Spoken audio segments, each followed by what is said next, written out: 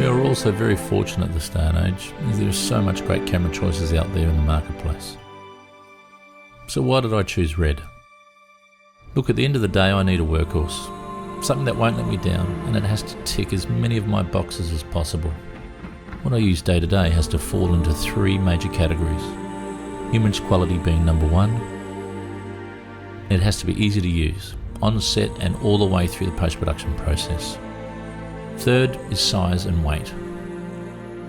I've never been emotionally connected to brand names or logos. I've just jumped between cameras my whole working career, always in search of something that can deliver a better image in the least time possible. So my reason for using red cameras is purely logical. Speed and performance are the two things that will give me a creative edge. It's as simple as that. For me, image quality is everything. Some say resolution is not important, but for me it is. I shot a lot of 10x8 inch film in my photography days, which was probably and still is the ultimate in resolution. Having all that resolution gave me so many options to reframe and resize with no worries about grain, and yes, the lens had to perform as well, or the resolution was wasted. 8K resolution allows me to push in 100, 200% and reframe. It's like having 2 or 3 lenses on the same camera during the same take. The more resolution and deep data there is in the raw container, the more dynamic range I have, meaning the more colour grading choices I have, meaning the less noise there is. It's simple schoolboy math. You can't argue the science, even though people love to try. I realised many years ago back in my film days that lenses dictate the overall look, density, sharpness, contrast, mixed in with distortion and flares and colour aberrations. You can push and pull all you want in the colouring suite, but you're never going to change a lens's optical look or character. So for me, that's where the look comes from. So if you're after a cinematic look, you have to use a lens that gives you that look. The red sensor will capture all the information and more so, but only you ultimately decide on that final look.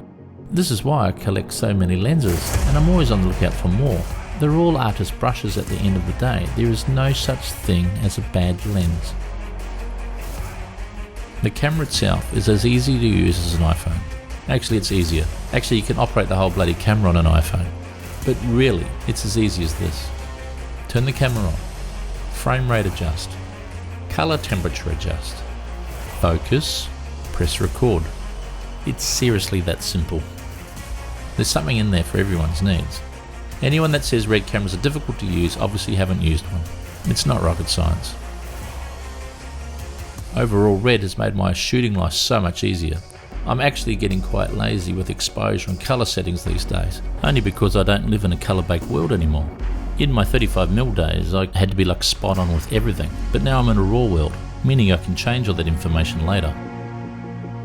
If I'm in a rush trying to capture a performance or a shot that I could lose any second, or I've completely disregarded the colour temperature and I'm underexposed a couple of stops, all sorts of things can go down. But I don't really worry at all.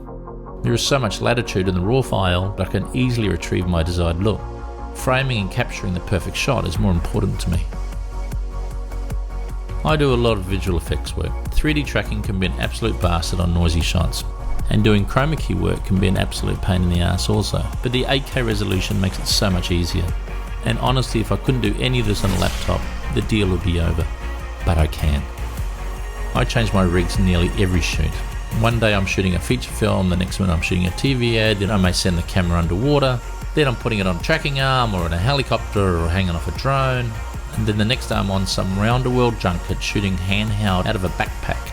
I have no idea what my next job is, but I know I can configure my red camera to adapt to most things I throw at it.